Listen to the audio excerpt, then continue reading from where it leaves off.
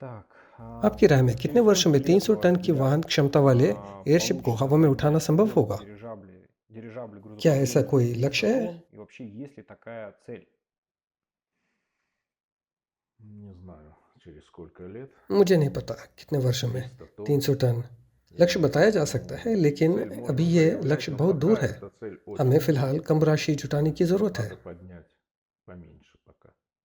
Ну и даже в рамках нашего проекта, на самом हमारी деле, есть परियोजना के такие ढांचे के задачи, भीतर इस которые तरह की связаны с एयरशिप के निर्माण का कोई дирижаблями. कार्य नहीं है। Понимаете, я не думаю, что это вообще экономически आप देखिए, целесообразно. मुझे नहीं लगता कि ये आर्थिक रूप से बिल्कुल भी Я व्यवहार्य है। часто यहाँ привожу मैं пример अक्सर там, सबसे बड़े विमान का उदाहरण देता हूँ।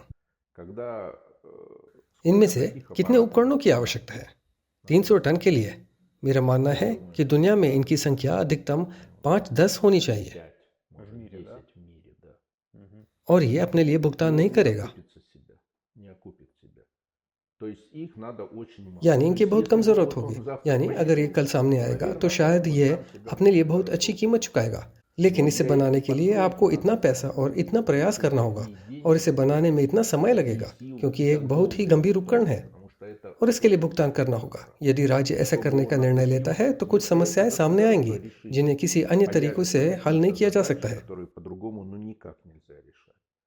Ну, то есть он должен खैर, появиться, यानी उसे он सामने आना должен не चाहिए। просто इसे न появиться, केवल он प्रकट должен होना चाहिए, появиться बल्कि и आपूर्ति श्रृंखला зависеть में शामिल себе, होने и के लिए чтобы его स्वयं को प्रकट включали और घोषित в करना चाहिए। энергетические इसकी циклы. ज़रूरत Это कहाँ है где надо? जब कुछ रिएक्टर Это बनाए когда जाते там हैं जिन्हें उस предприятия स्थान पर स्थापित किया делают जाता है जहां उनका उपयोग किया जाता है, настраиваются, तो उनके लिए если на वहां месте, एक где पूरा используется, संयंत्र там बनाना целый जाना завод надо चाहिए। строить для यदि электричества. इसे И भागों потом में ले जाया десятки जाता है। вывозятся. Мгм.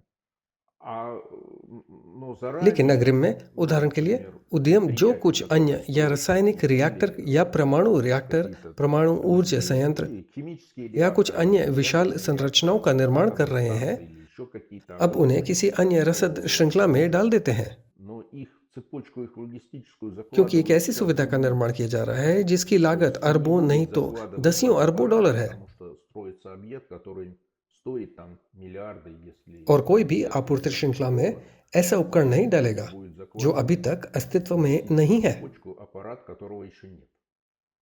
То есть получается, они यानी ये पता финансировать चला не है कि будут, वे а वित्त кто-то नहीं должен देंगे, लेकिन профинансировать किसी это को и इसे дальше वित्त पोषित करना что-то होगा за это और будет फिर делать. प्रतीक्षा करें, Не знаю, इसे लागू это होने की очень प्रतीक्षा сложно. करें। Я думаю, что здесь, खैर, मुझे नहीं पता, ये बहुत मुश्किल है। наверное, मुझे लगता है कि यहाँ शायद 60 полная टन सामान्य रूप से какая-то इतनी अच्छी वाहन क्षमता है, в общем, जिसके लिए सिद्धांत रूप में हमें प्रयास करना चाहिए। грузоподъемность, к которой, по идее, надо бы стремиться, потому что все, если ты везешь क्योंकि 60 यदि आप тонн, ты 60 टन везешь वजन ले जा रहे हैं तो आप कोई भी माल ले जा रहे हैं, перевозки क्योंकि сейчас सभी कार्गो очень परिवहन को अब अधिकतम 60 टन तक मानकीकृत किया गया है।